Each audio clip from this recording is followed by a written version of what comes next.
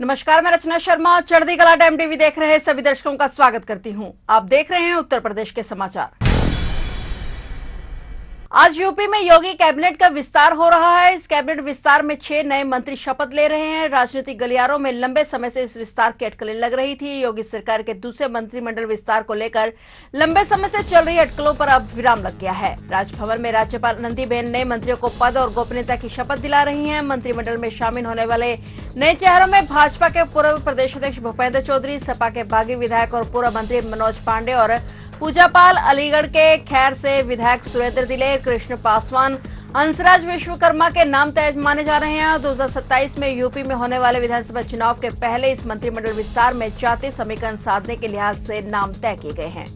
उत्तर प्रदेश के मुख्यमंत्री योगी आदित्यनाथ ने खेल की भावना और अनुशासन के महत्व को रेखांकित करते हुए कहा कि हर पदक के पीछे संघर्ष और कभी हार नहीं मानने वाले संकल्प की एक कहानी होती है। सीएम योगी आदित्यनाथ पुलिस द्वारा आयोजित द्वितीय Akhil Bharatiya police badminton cluster प्रतियोगिता की शुरुआत करने के बाद आयोजित समारोह को संबोधित कर रहे थे। उन्होंने कहा कि हर पदक के पीछे संघर्ष और कभी हार नहीं मानने वाले संकल्प की एक कहानी होती है। हमारी मेहनत हमें लक्ष्य तक पहुंचाती है। जितना पसीना बहेगा जीत उतनी ही बड़ी होगी। खेल हमें गिरना, उठना और फिर जीतना सिखाता है। मुख्यमंत्री ने कहा कि खेल के मैदान में जो पाठ पढ़ाए जाते हैं वह पाठ्य पुस्तकों में मिलना कठिन होता है। उन्होंने कहा कि खेल के मैदान में अनुशासन, दृढ़ संकल्प और समर्पण के बारे में सीखा जाता है। सीएम योगी आदित्यनाथ ने प्रधानमंत्री नरेंद्र मोदी के विजन का जिक्र करते हुए कहा कि अपने जीवन में हमें अपने हौसलों और सपनों को कभी टूटने नहीं देना चाहिए।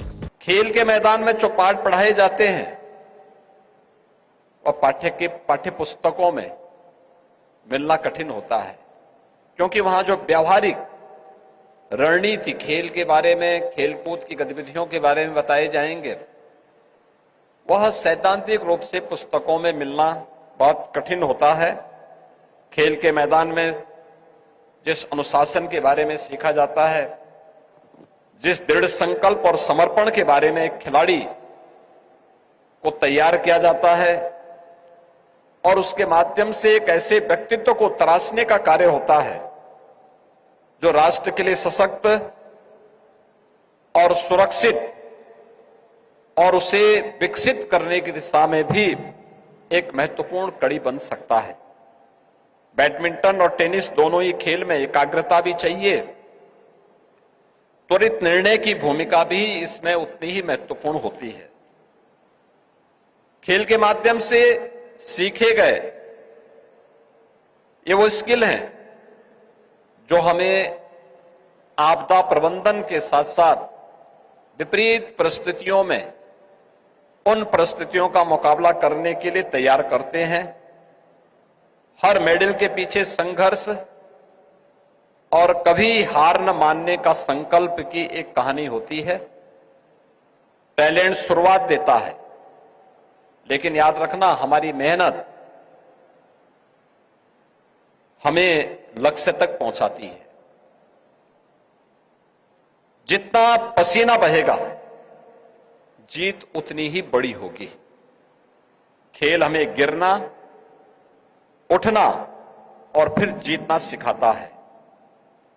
जब हम बैडमिंटन में एक शटलकॉक को नीचे नहीं गिरने देते, वैसे ही हमें अपने जीवन में अपने हौसलों को और अपने सपनों को कभी टूटने नहीं देना चाहिए। फर्रुखाबाद के राजेपुर थाना इलाके के गांव चाचोपुर जटपुरा में युवक के शव को पोस्टमार्टम के लिए जबरन ले जाने पर जमकर बवाल हो गया। गुस्साए ग्रामीणों ने पुलिस पर पथराव कर एसओ की गाड़ी गड्ढे में पलट दी। पुलिस वाहन और लेखपाल के वाहनों के शीशे तोड़ दिए। पथराव में राजेपुर एसओ सहित 4 पुलिसकर्मी, आबकारी निरीक्षक और 4 ग्रामीण घायल हैं। फिलहाल गाँव में पुलिस बल तैनात है। दरअसल घर से गायब हुए युवक का शव नाले में मुंह के बल पड़ा मिला और स्वजनों ने गांव के शराब ठेके के सेल्समैन पर हत्या का शव फेंकने का आरोप लगाते हुए हंगामा शुरू किया। पुलिस युवक का शव उठाने के लिए पहुंची तो शराब ठेके के विरोध में ग्रामीणों की भीड़ ने उन पर हमला कर दिया। उपद्रवियों ने पुलिस और लेखपाल के वाहनों के अलावा ठेके में भी तोड़फोड़ कर दी और इस दौरान ठेके के सेल्समैन 2.5 घंटे बंद रहे। पुलिस 2.5 घंटे में वहां पर लाइन में पहुंची और भारी पुलिस फोर्स ने स्थिति को नियंत्रण कर 4 महिलाओं समेत 50 से अधिक लोगों को हिरासत में ले लिया। पुलिस अधीक्षक ने कहा कि स्थिति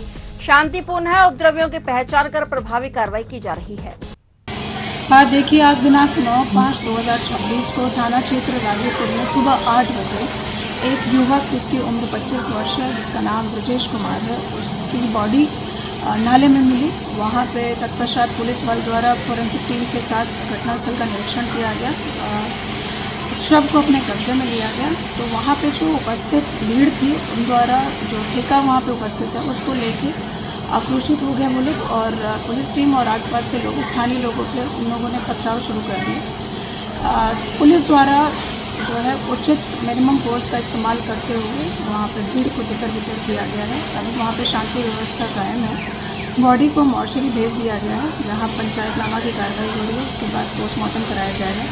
इन सभी पहलुओं की जांच की जा रही है। जहाँ जो भी तथ्य सामने आएंगे आपसे साझा करेंगे। हापुड़ के धुलाना में महाराणा प्रताप जयंती पर साठा चौरासी क्षेत्र में शोभा यात्रा में मामूली कहासुनी के बाद भारी बवाल हो गया। आमने सामने आए दो पक्षों में जमकर पथराव और मारपीट हुई। कई दुकानों, घरों और वाहनों में भी तोड़फोड़ की गई। बवाल में दरोगा वरुण कुमार समेत 7 लोग घायल हो गए। इनमें से एक की हालत गंभीर बनी हुई है। पुलिस ने बड़ी मुशक्कत के बाद किसी तरह हालात पर काबू पाया। इलाके में तनाव है। बड़ी संख्या में पुलिस बल तैनात किया गया है। पुलिस ने मौके से 30 से अधिक बाइकें जब्त की हैं और घटना में एक दरोगा समेत 7 लोग घायल हो गए। पुलिस वीडियो और पूछताछ के आधार पर उपद्रवियों को चिन्हित कर रही है। परंपरा के अनुसार साठा चौरासी क्षेत्र में 3 मुख्य शोभा यात्राएं निकाली जाती हैं, लेकिन समापन के बाद गुटखा लेने को लेकर हुए विवाद ने तूल पकड़ लिया और भीड़ बेकाबू हो गई। दोनों ओर से पत्थरबाजी शुरू हो गई। मौजूद पुलिस कर्मियों के हाथ पांव फूल गए। घटना के बाद क्षेत्र में भारी पुलिस बल तैनात किया गया। एडीजी भानु भास्कर के अलावा डीआईजी कलानिधि नेथानी भी मौके पर पहुंचे और देर रात तक सभी अधिकारी धुलाना थाने में जुटे रहे। और पुलिस जब तक वीडियो और पूछताछ के आधार पर आरोपियों की पहचान में जुटी है। पुलिस अधिकारियों का कहना है कि हर बिंदु पर जांच जारी है।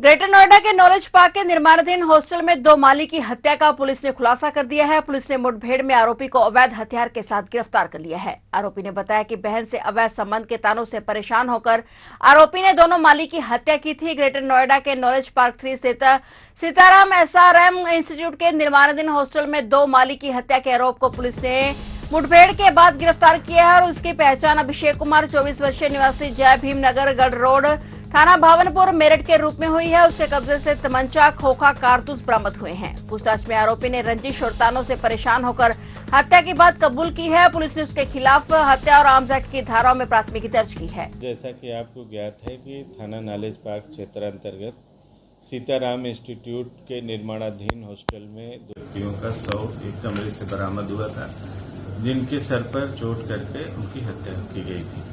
इसमें वांछित अभियुक्त अभिषेक कुमार, जो कि थाना भावनपुर क्षेत्र जनपद मेरठ का रहने वाला था, आज मुखबिर के द्वारा सूचना मिली कि गुर्जरपुर रेलवे लाइन की तरफ हो जा रहा है। इस सूचना पर थाने नॉलेज पार्क की टीम और हमारे क्राइम ब्रांच ने घेराबंदी करके उसको मुठभेड़ के दौरान गिरफ्तार किया। मुठभेड़ के दौरान आत्मरक्षार्थ जो फायरिंग की गई पुलिस की तरफ से, अभियुक्त के पैर में गोली लगी। यहाँ एक ज्ञातव्य है कि अभियुक्त अभिषेक, मृतक शीशपाल और इंद्र, इन दोनों के साथ 2 दिन पहले ही मेरठ से इस निर्माणाधीन हॉस्टल में काम करने के लिए आए थे और पूर्व में अभिषेक और शीशपाल के मध्य विवाद था। इसका कारण यह था कि मृतक शीशपाल अपने बहनोई राजू, जो कि अभियुक्त अभिषेक का पड़ोसी है, उसके घर पर आता जाता रहता था। इसी दौरान अभियुक्त अभिषेक की बहन का मृतक शीशपाल से संपर्क हो गया। इस बात को लेके इनमें आपस में बात होती रहती थी। इस योजना के तहत कि इसको हमें निपटाना है, इंदर और शीशपाल के साथ अभिषेक भी यहाँ काम करने के बहाने आया। एक दिन ये लोग साथ रहे, अगले दिन अपना मादक पदार्थ ले आके पिए। उसी दौरान इनमें वाद विवाद हुआ और फावड़े की चोट से शीशपाल और इंदर दोनों की हत्या इसने अभिषेक ने कर दी। इटावा जिले में थाना सिविल लाइंस क्षेत्र के ग्राम नगला उदी में उस वक्त हड़कंप मच गया जब यूपी 112 के माध्यम से पुलिस को एक संदिग्ध किशोरी के घूमने की सूचना मिली। मौके पर पहुंची पुलिस ने जब किशोरी को संरक्षण में लेकर पूछताछ की तो चौंकाने वाला खुलासा हुआ। लड़की ने खुद को बांग्लादेश का निवासी बताया, जिसके बाद स्थानीय पुलिस के साथ साथ खुफिया टीम उससे पूछताछ कर रही है। पुलिस की प्राथमिक पूछताछ में महिला ने बताया कि वह बांग्लादेश से पश्चिम बंगाल के रास्ते भारत में दाखिल हुई थी और पिछले कुछ समय से पुरानी दिल्ली इलाके में रह रही थी। उसने बताया कि वह वापस अपने घर जाना चाहती थी, जिसके लिए वह पुरानी दिल्ली में किसी परिचित ने उसका बागपत के लिए ट्रेन का टिकट कराया था। हालांकि वह रास्ता भटक गई और बागपत की जगह इटावा स्टेशन पहुंच गई। किशोरी के पास से दिल्ली से बागपत का रेल टिकट बरामद हुआ है, लेकिन वह भारत कैसे पहुंचे और दिल्ली में किसके संपर्क में थे, इस पर वह सीमित जानकारी ही दे पा रही है। मामले की संवेदनशीलता को देखते हुए जिला और एलआईयू टीम उससे पूछताछ कर रही है। पुलिस यह पता लगाने का प्रयास कर रही है कि यह मानव तस्करी से जुड़ा मामला तो नहीं है। एसएसपी ब्रजेश कुमार श्रीवास्तव ने बताया कि किशोरी फिलहाल महिला पुलिस की सुरक्षा में है।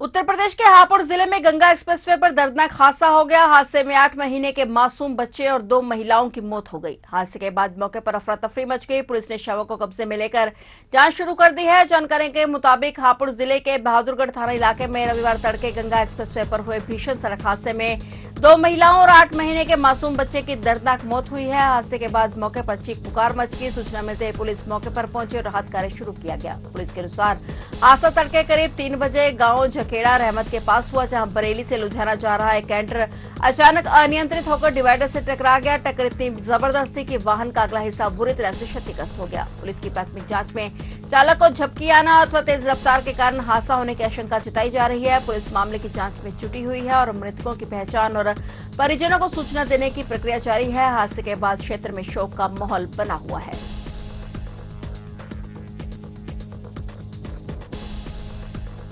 यूपी के अंबेडकर नगर में रविवार सुबह बड़ा हादसा हो गया। वहां ईंट निकासी के दौरान भट्टे की दीवार ढहने से 7 वर्षीय मासूम की दबकर मौत हो गई। घटना के बाद मौके पर अफरा तफरी मच गई। मौके पर ग्रामीणों की भीड़ जुट गई और घटना इब्राहिमपुर थाना क्षेत्र के ओसानपुर स्थित एक ईंट भट्टे की है और हादसे में मूल रूप से गोंडा जिले के पथरिया गांव निवासी इरफान के बेटे निहाल 7 वर्षीय की मौत हुई है। बताया गया कि इरफान करीब 6 महीने पहले ही अपने परिवार के साथ मॉडर्न ईंट भट्टे पर मजदूरी करने आया था और रविवार सुबह ईंट निकालने का कार्य चल रहा था और निहाल वहीं पास में खेल रहा था और इसी दौरान अचानक ईंटों की दीवार भर कर गिर गई। निहाल उसके नीचे दब गया। मजदूरों और परिजनों ने आनन फानन में ईंट हटाकर बच्चे को बाहर निकाला, लेकिन तब तक उसकी मौत हो चुकी थी। मासूम की मौत से परिवार में कोहराम मच गया है। थानाध्यक्ष आशुतोष शर्मा ने बताया कि घटना की सूचना मिली है। पुलिस मामले की जांच पड़ताल कर रही है। तो आप देख रहे थे उत्तर प्रदेश के समाचार और नए समाचारों के साथ फिर से हाजिर होंगे। तब तक के लिए देखते रहिए चढ़ती कला टाइम टीवी और अब मुझे दीजिए इजाजत। धन्यवाद।